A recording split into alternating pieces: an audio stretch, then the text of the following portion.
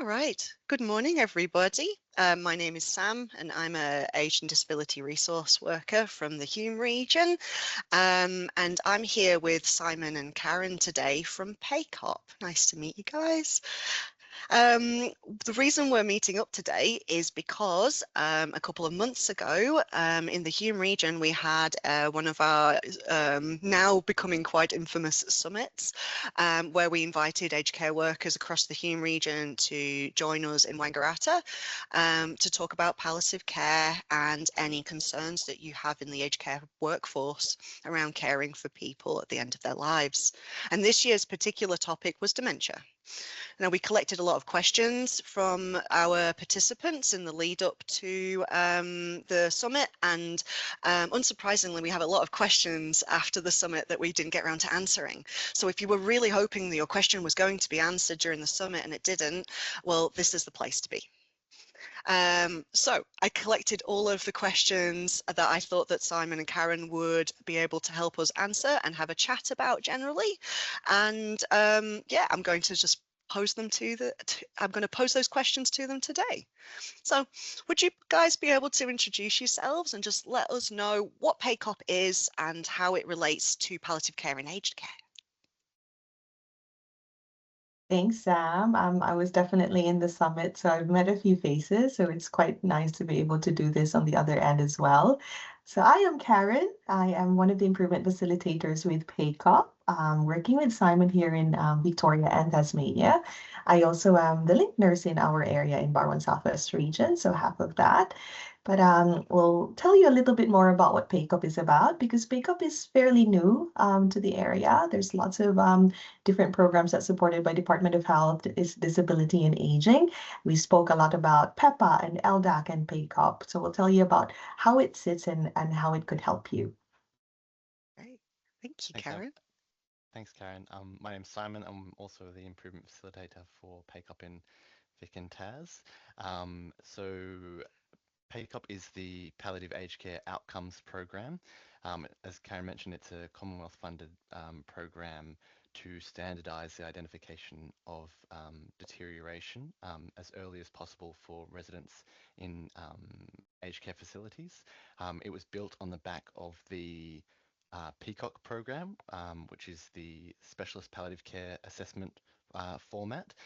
That's been running for at least 20 years, but obviously within the aged care environment, the complexities and the nature of our residents is quite different and unique. So the PACOP program was developed to not only identify when a resident has palliative care needs, but also identify what frequency they should be assessed, how often we need to kind of identify those needs and proactively plan for them.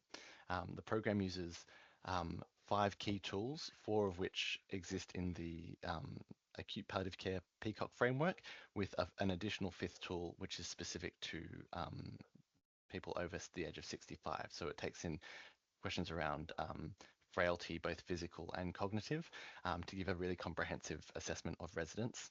And it also aims to build it's a screening tool, but it's more about mapping trends. So identifying changes and putting plans in place that are appropriate and effective. Yeah. That's great. They're an excellent set of tools, and I've seen them in use, and there's so many benefits from utilizing the PACOP tool. But whenever you get introduced to the PACOP in the first instance, it does feel like there's a lot of information to take in, doesn't there?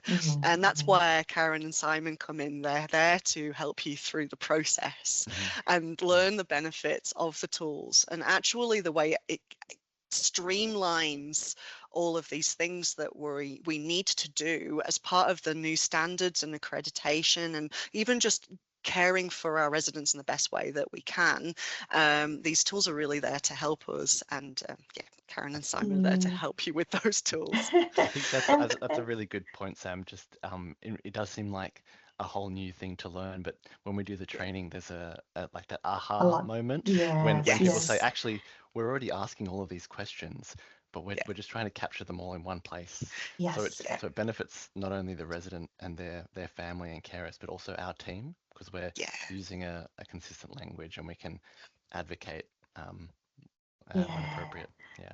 because Definitely. especially with a workforce in aged care that's very unique too. It's very different to specialist healthcare where it's very diverse, transient, and dynamic.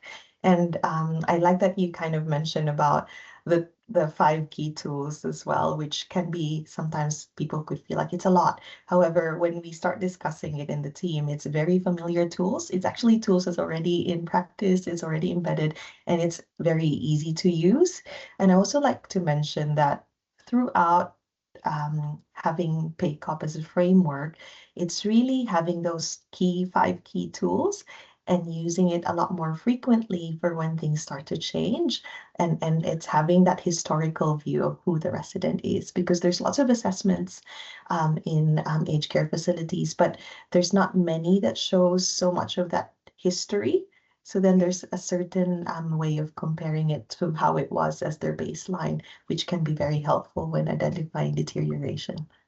Absolutely. Yeah, that pattern and seeing patterns emerging with our residents is a really, really lovely way of just being able to predict and proactively care for residents. Because it sometimes can feel very reactive when we're all very busy and we're not sure what's going on with our residents and we want to do right by them. Mm. Definitely. Yeah, fab. Well, are you guys ready for your questions? Yes, throw it in, Sam. So the people know they have received these questions beforehand. I'm not so mean as to surprise Simon and Karen with these questions in the first instance. So the first question that the Hume Region Aged Care Workforce have for you guys is, as a personal care assistant working closely with people living with dementia, how can we support and be supported to recognise and respond to the palliative care needs of residents, especially when they're unable to communicate their pain and distress clearly? Thank you, Sam. I'd like to start by saying that PCA, personal care attendants, personal care workers, really are the biggest contributors to identifying deterioration. In aged care, you are the eyes and ears for the clinical team to understand if there's any change.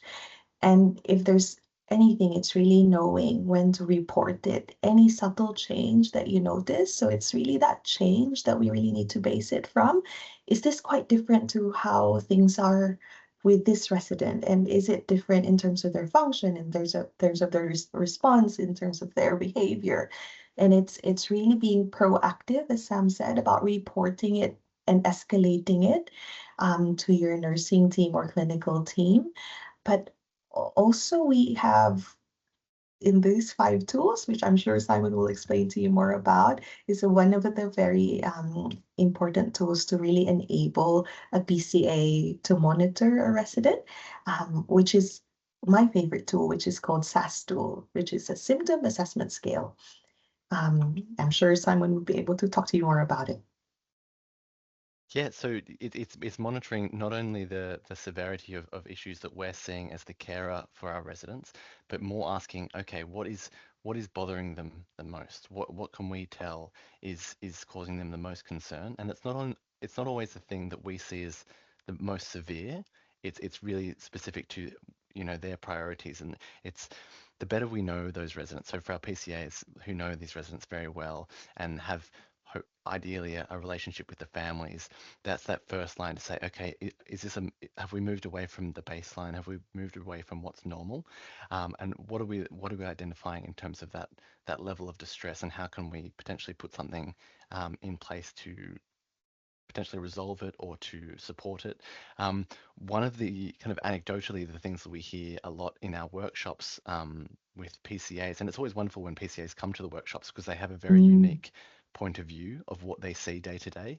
But the language around normalizing things, and when you see someone, if they're crying or if they're falling out of bed or climbing out of bed, and we say, well, actually, is that it might be common behavior for them or regular, but is it normal behavior? Okay, where do we kind of say, do we ask ourselves, okay, is that normal? What's actually happening there? So even for residents that are not potentially non-verbal or unable to communicate the specifics of their distress, we can tell by kind of proxying out into their position, what are we seeing as the stresses? What are the triggers for those stresses as well? And also, it's never just one question. It's never saying, okay, what's worrying them. It's saying, well, what's happened in the last 24 hours? What have we seen? What's changed? Who's been involved? That kind of thing. So it really comes down to that those human elements as well. So we rely so heavily on the PCAs, and I think they do an amazing, contribution to that team approach. Yeah. Beautiful. No, really well put, and I'm really pleased that and I'm already seeing the uses of the tools in which PCAs can use these tools to escalate and express if they're concerned about somebody.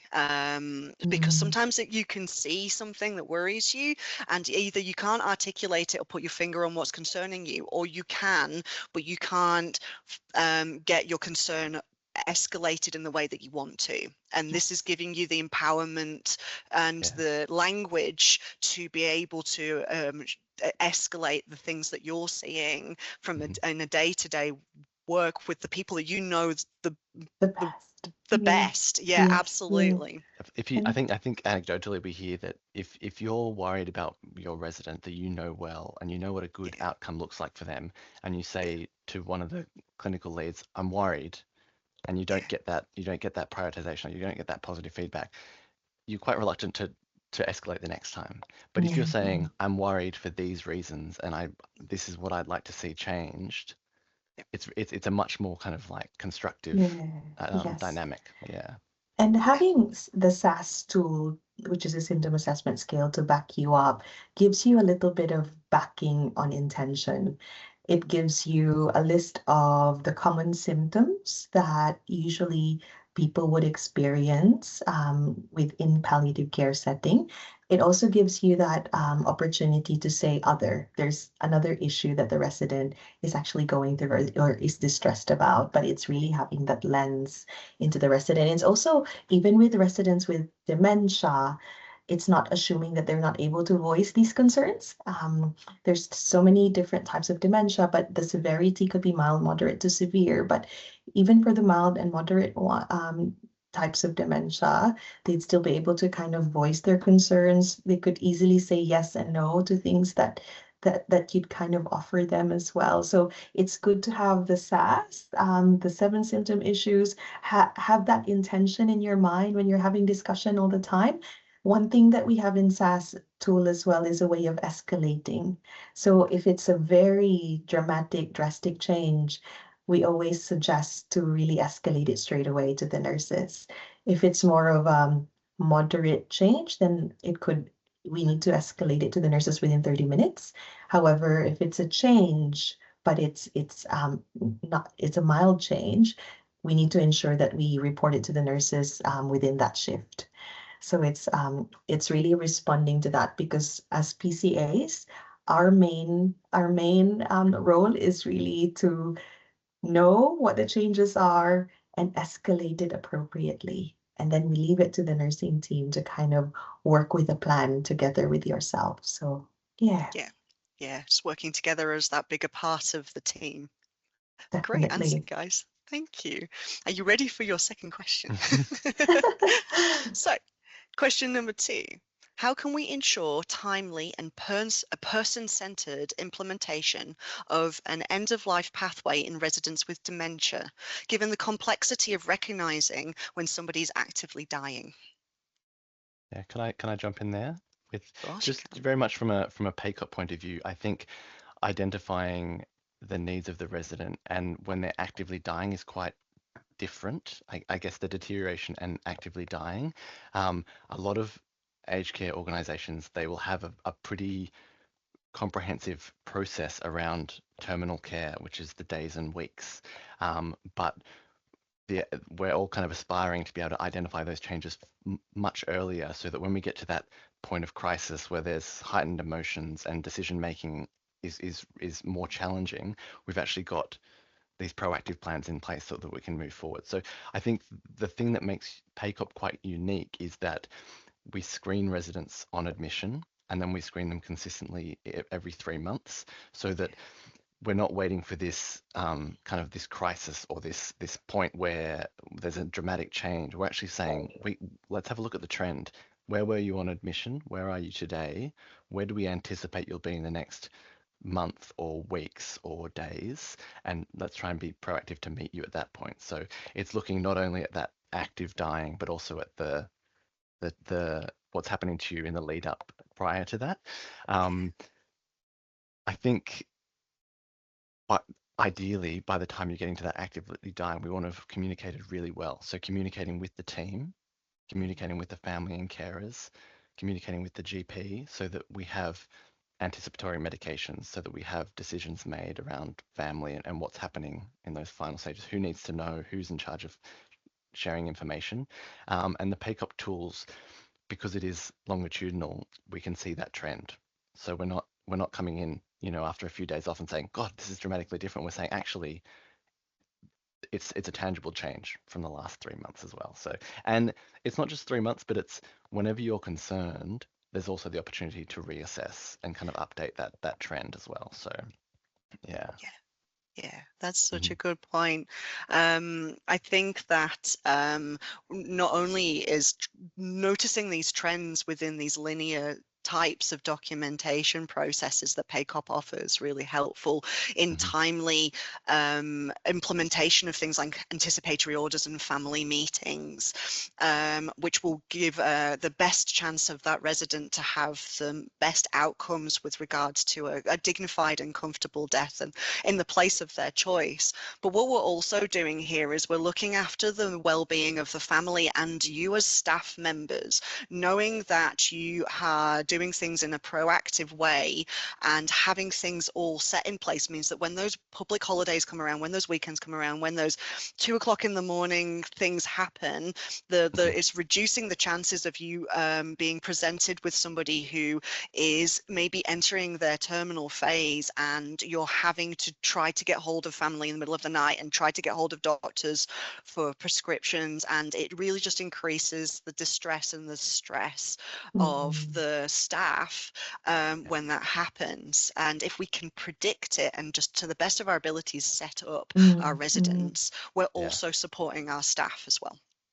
Yeah, thanks. So I think just as well, in addition to that, in the dementia specific context, I think industry wide, we've had a lot of reports saying that the way aged care is moving is that people, older Australians in the community, they're hoping to receive support in the community for as long as possible. So when they're entering aged care, it's usually when the family and the care network around that person at home is no longer able to support or navigate They've exhausted everything. their needs, Yes. definitely. So assessing that person on admission, we're hearing so many stories of, residents dying in respite for a respite package, and their needs are so, you know, exponential that we need to be assessing them as soon as they come through the door, and so that we're hopefully, ideally, avoiding those kind of crises as well. And I think that with more and more so, the advancing dementia in these older people means they're coming into aged care pretty unwell and pretty at high risk of Yes. rapid deterioration. Yeah.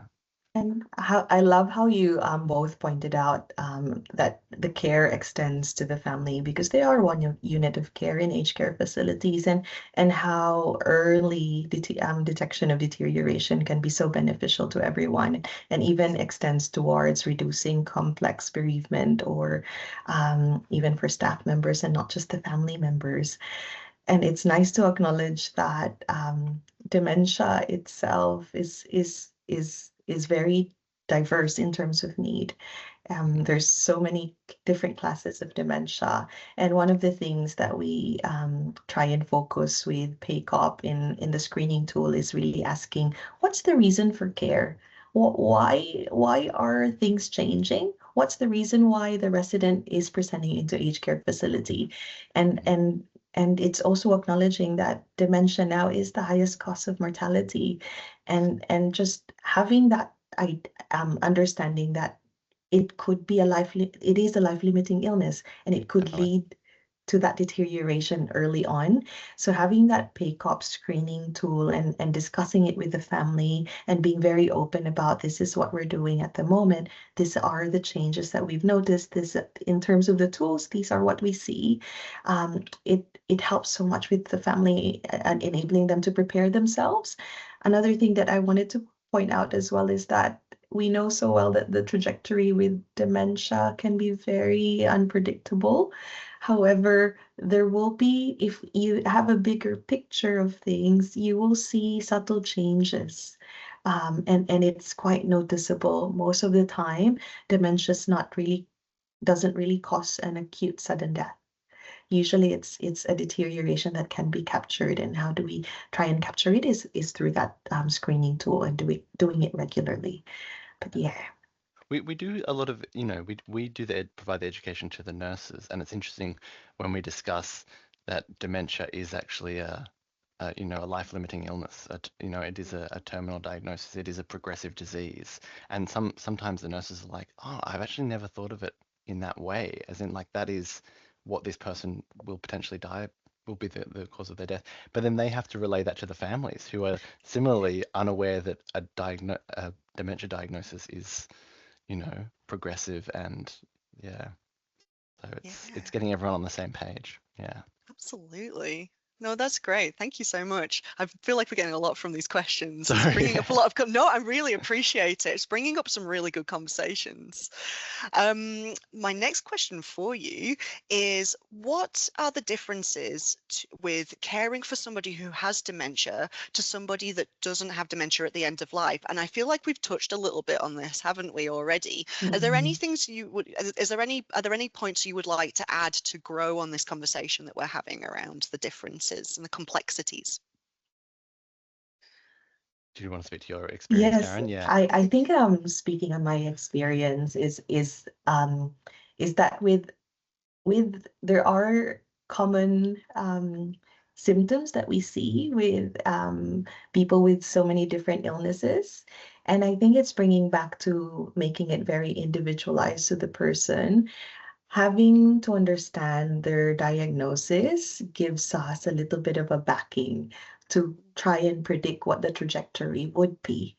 And it's also allowing us to try and look for the most appropriate medications that could be used for the resident, and really the most appropriate approach, discussions. But at the same time, it's also knowing that everybody does it very differently. We all live differently and we all die quite differently as well. And it's understanding what each person's unique needs would be. So I wouldn't say there would be really almost a blanket approach. Yes, we do have blanket medications, and so those are things we need to kind of really figure out and make sure that it's the most appropriate medication. I think one thing though with dementia is that they probably have had long-term psychotropics, medications that they've had for quite a long period of time. It's probably good to kind of try and understand rationalizing medications as early as possible. With dementia specific, because lots of the medications can be very much central acting, which can actually contribute to further issues for the residents, such as restlessness, which is something that is very common towards the terminal phase of life. So these things we need to really try and consider. There are lots of nuances into considering other medications as well, but it's also kind of understanding that with dementia, this is what we could expect. And it's really knowing that these are the medications we try and avoid. But at the same time, I think it's going back to the discussions earlier on is really kind of understanding how the changes fit. But also one thing we need to really check is how quickly are things changing. And it's having those plans in place and having anticipatory medications as early as possible. We know that with each kind of with each dip for dementia could be a risk for them dying, given that it's a life-limiting illness, then there's always that kind of really thinking time, having that collective meeting with everyone in the group. Is this the time for us to actually have anticipatory medications? I think I've also wanted to add here, Sam, because there's always lots of questions about the use of midazolam early on and later on the phase. Just really one thing that we kind of there is no very big evidence with benzos versus psychotropics, especially with dementia. However, timing can be very important with benzodiazepines. It's something that we try and use as much as we can towards really the very terminal phase because of the risks that it can have along with the side effects with the medications as well. But yeah, it's having that bigger picture. Absolutely. Yeah. People with dementia are a high risk of a delirium, and medication-induced deliriums from things like benzodiazepines can become quite risky, can't they? So, like Karen says, the use of medications like midazolam to the very end of somebody's life does reduce those increasing risks of increasing distress around bringing in other symptoms and other issues like a delirium as well. Any thoughts on that? Yeah, go could for I it. just add one thing? Just more, I'm going to speak very much from the PACOP point of view, but Go for within it. the, the difference in caring or assessing residents with dementia or that don't have a diagnosis of dementia, one of the tools we use is the Rockwood Clinical Frailty Scale, and that assesses a physical frailty, but also a cognitive frailty, so a cognitive deficit, whether it's mild, moderate, or severe. And sometimes it's a really good prompt for nurses and carers to identify, actually, even though this resident is relatively independent, they're mobile. We hear those stories about residents that, they can't stand still to have a meal, or they can't stand still to take their medications. They're just at high risk of deteriorating rapidly as someone who's in bed, non-mobile, because we map the dementia over the physical frailty. So as we said, dementia manifests in so many different ways. It's really that prompt for our clinical staff to say, although this is a challenging behavior, is this actually a palliative change we're seeing in this resident? Do we need to be thinking about, is this not necessarily a behavior change, but is this a palliative change? And it's really that even just changing that point of view, it has such an impact on the way we care for that person That's right. as well. That's Yeah. right. It's almost like we kind of just gather all the love we have and give the care that we could give when once we Absolutely. know that it could high likely be heading towards the terminal phase of their life. It changes so much of our understanding. We have so much more patience with the changed behaviors as well, because we kind of see it as part of what's happening as part of their condition. Yeah, it's really a very complex area though. It's something that we really acknowledge that we could get wrong so many times. But Simon and I spoke about this earlier on. Even if it's always gonna be good to go over than under in terms of discussions, in terms of having these discussions about the tools. Because with PACOP, we do have an action-based approach. So it's kind of gathering all the information that you've had based on this on the tools, but it's also based on your understanding and your experience. So it's also answering a surprise question. So as you as a clinician or you as a group, would you be surprised if this resident dies within 3 months? And it's really coming with all those tools together and just knowing that it could actually be a trigger sign. And once we have a trigger sign of a palliative care need, usually then we start the discussions. Even if it may be too early, it would definitely benefit so much of the family by having Yeah, that discussion and absolutely. planning and And recognizing. it's quite often when we are working with teams, we ask that surprise question, given your clinical experience, do you think that this person would be, would you be surprised if they died in the next 3 months? They might actually say, yes, I would be surprised. But then when we look at the evidence from the assessments, they've actually Yeah, got tangible evidence saying, no, this person is at high risk, or they do have palliative care needs. So it's kind of yeah. the evidence and your clinical experience and trying to find the best plan for that person. Yeah. Absolutely. This is great. And it's really nice just to really see these tools in action. It's good to see like the use the utilization of the tools, but really honing in on the people we're caring for with dementia and seeing how this operates in that space is really interesting for me. So I appreciate your time on this. My next question for you is, how can we best explain to families when the end of life is approaching and oral intake is deteriorating? Can I jump in first, Karen? You Is that okay? may. So yeah, this is a really interesting one because I don't think when PACOP was first developed that this is one of the anticipated outcomes, but as it's been implemented and teams have gained more confidence with the tools and the program and the language, we run regular communities of practice where we discuss recent deaths and difficulties and successes and things like that. And in a lovely way, we've seen that the PACOP tools have supported that communication with families. Mm, So when we're concerned about a resident, we try to identify the concern and we try to update the care plan to make sure that it's appropriate. But quite often we've seen that when that trigger happens, our residents deteriorating, there's a conversation with the family and we say, this is what we're seeing with the resident. Why don't you tell me what you're seeing, the changes that you've identified, and let's do the deteriorating resident tool together. So let's compare our understandings of this individual. Let's go through the assessment together.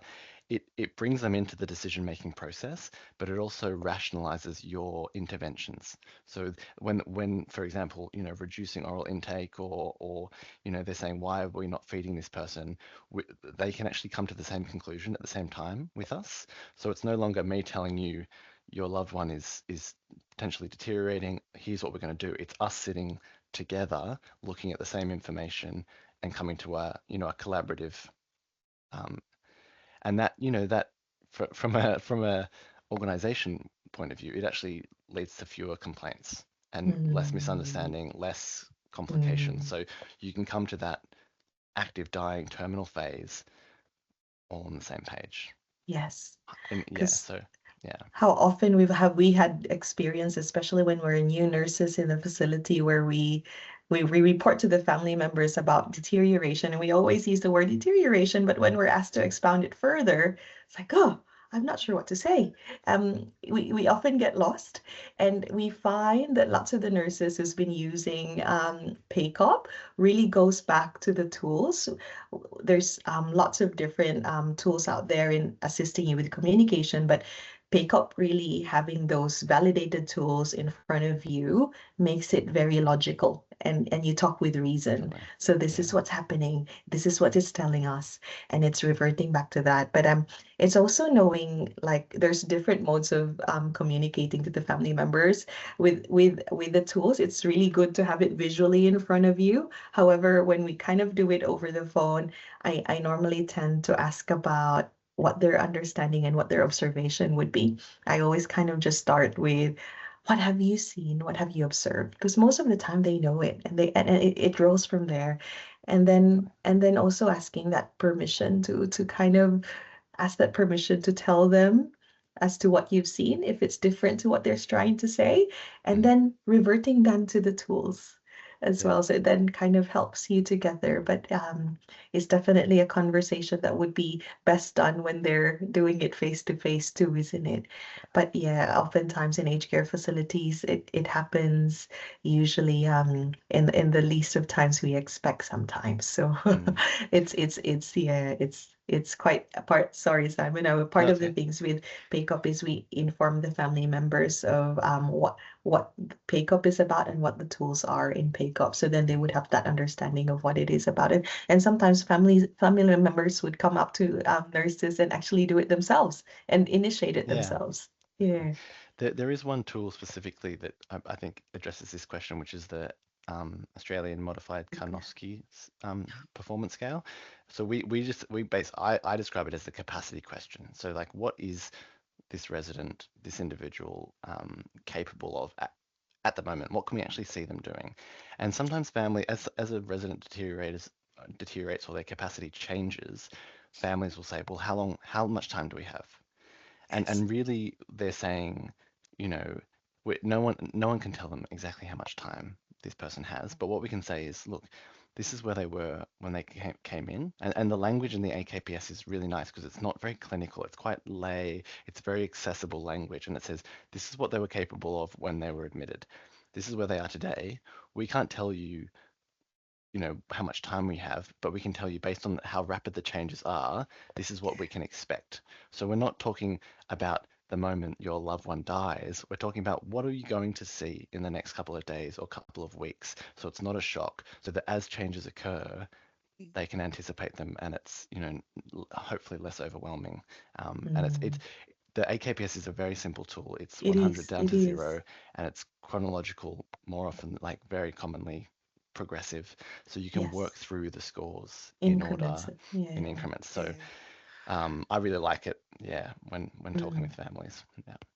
I love the way that, I don't know if you both realized you did this, but you've both turned a how might I explain to families about the deterioration into how might I start a conversation with a family Yeah. about their deterioration. And I think this is a really important thing that we need to think about, because as healthcare providers, sometimes we feel like it's our responsibility to be the holder of all this information and then like not dump, but it's like it feels a bit like then essentially dumping all of this information onto the families and the residents, which can feel very traumatizing sometimes to families to just receive all of this information that we hold as healthcare workers. But by both of you suggesting using these tools as a way of starting a conversation, you're leveling the playing field and you're creating a what are you seeing, what am I seeing, let's go through this together conversation.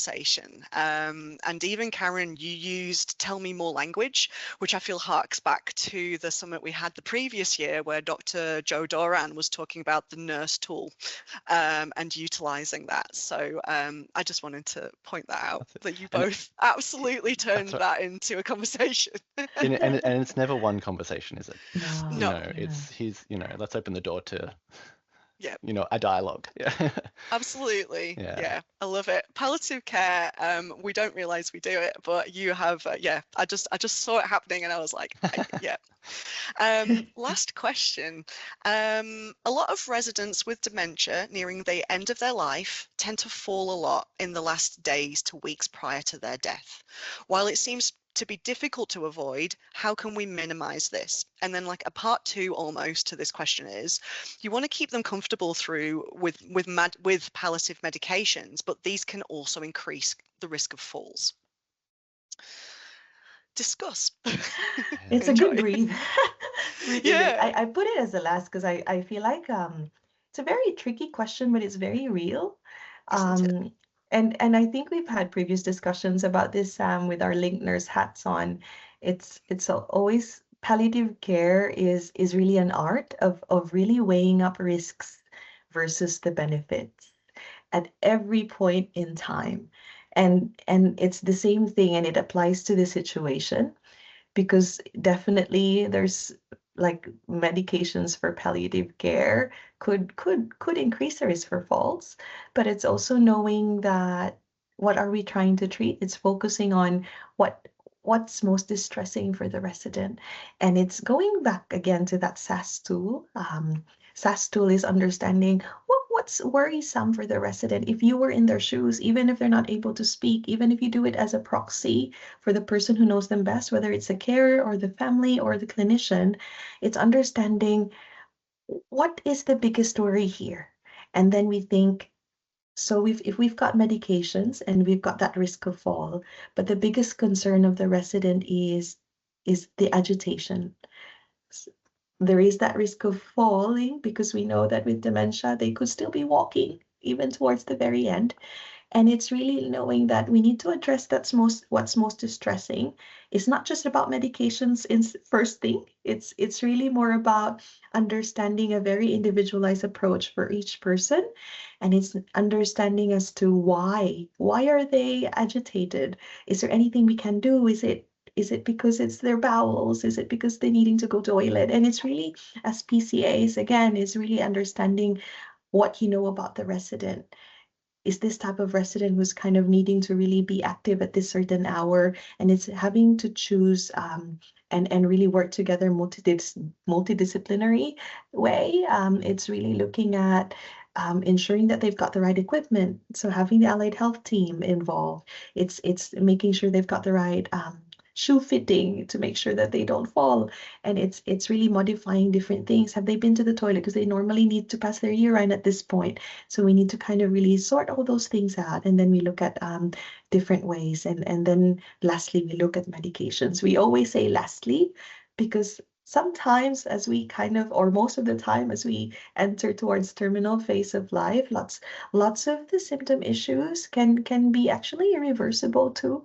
So it's understanding that falls may not be preventable at all, but it's also knowing that you need to communicate that with the families and be honest and realistic about it. And also another thing I wanted to point out is that in aged care facility, it is a home and it's an extension of your home, and it's working together, not just with the team within aged care facility. You could actually extend it out to the family, time it in a way where families could help you out too. I'm sure that some families would be more than willing to assist if there's that risk of fall, but you need to address a specific symptom issue that's distressing for them. Then it's asking the family members to be your extra eyes and ears too. So can you just help us out with this? This is our limitation. We need to make sure that your family member is safe. The last thing we want is for that to happen. But yeah, it's really having that bigger picture. And yeah, having that we've had lots of discussions about that, Simon, didn't we? Yeah, definitely. I Because think yeah, I think it's also interesting the way that we speak about things like falls and pressure injuries and like mm, it is we're carers, but we work within an industry, and the industry relies on data and reportable outcomes. So mm, although falls are a quality indicator, the issue isn't the fall, it's what's, that's not the end causing the point. fall. Exactly, Yes. it's the root cause. So it is definitely coming back to that, like, what's the distress? What is the trigger for the fall? The fall is actually the symptom of the main problem that we should be addressing. So it's interesting when we talk to nurses on the floor, because we're so focused on reducing falls, skin integrity, those kind of things, that we don't get an opportunity to step back and go, okay, what's one level up that's kind of causing these negative outcomes. So Yeah. yeah, yeah, Absolutely. I think we sometimes we can be just so fearful of those, incidents, the infamous incident form, because pressure injuries and falls do lead to the incident, appropriately so, to the incident forms. And so yes, when you're in just a really busy work environment like aged care is, sometimes we can get sometimes we're unable to, just because of simple time constraints, to look at that bigger picture for fear of those incidents occurring, yeah, and being able to just take a step back and really look at what's going on. And as Karen says too, really looking at what the priorities are for that person, using tools like the SAS to identify what the priorities are, or what they would be for that person should they have been able to communicate that, which is why we're bringing the families in as well, so that each and every individual person's care is client-centered and individual, and you're using your team to deliver this beautifully, sort of so specific to that client care plan. It takes a village, doesn't it, It Sam? takes a village. Yeah, yeah. Yes. I feel like that's something that Rose would say. It takes a village. That's right. I was I actually love it. thinking of her just now. Were What you would Rose yeah, say? were you bringing Rose? Yeah, it's always nice to channeling, have a little yeah. thing. Channeling, that's the word. Channeling Rose. It's Channeling always good to Rose. channel Rose every now and again whenever you're having a chat. I love this chat. I want to end this video with you guys on just giving you the opportunity, if there was anything in particular that you felt like you wanted to either reiterate, or anything you felt like you wanted to share you haven't had the opportunity to, with regards to PACOP, or any of the chats that we've had so far. What, I guess, your parting words, essentially. I think Who wants we to just Go, go? Karen. sorry, Simon. We spoke a lot about the framework that we spoke the 5 key tools, and I just wanted you to know that it's readily available for anyone and everyone to access. We do have a website, which is PACOP. So you could just search for PACOP and it will come up. And in the clinicians area, you can access all those tools and educational videos, as well as to how do we complete this these tools. And similarly, you could contact, if you're in Victoria, or you can contact myself or Simon at any time. I'm happy to share our emails as well if you wanted to learn more about the tools, or if you feel in your organization this would fit nicely into providing care, capturing all these nuances and the changes, and all the benefits such as enabling us to communicate to the family members, communicate to the rest of the community and different providers. We're more than happy to assist you with that. Fabulous. Thanks, Karen. Thanks, Karen. And I might just add, as Karen's mentioned, it's a free program. It's run by the Department of Health. One of there's two main outcomes that kind of come out of implementing PACOP. Obviously, you get the bedside care and the language build up, but we also are able to report back on what's working. We generate reports for your facilities, so what's working well, where there's areas for improvement, and also evidencing what is unique about the population that we're caring for. Do we need education specific to our unique population, and how can we resource more appropriately for the best outcomes? The other takeaway is that we run communities of practice for all the facilities that are implementing the program, and this is probably, I think it's the main positive of the program, because we are able to share between different facilities, different organizations. We're all navigating very similar barriers. So understanding, like, how have you negotiated this issue? What are you seeing where you're working? What's working well? How can we all improve? Because we're just kind of breaking down those silos so that we're all sharing. So we're all moving in the same direction, carrying in the same space. So yeah. So thank you, Sam. Thank you for having us. It's been great. Thank you. It's been a pleasure to have a good chat with you guys. What we'll do is we'll make sure to put in the show notes of the video all of these tools and links and the websites that we've been mentioning throughout the video. And also, if you happen to find this video in the newsletter that we send out, we'll link it again there for you. And we'll make sure that you're able to contact Karen and Simon should you have any further questions about PACOP. Thank you so much. Absolutely. Thank you so much, Sam. Thank you, Simon.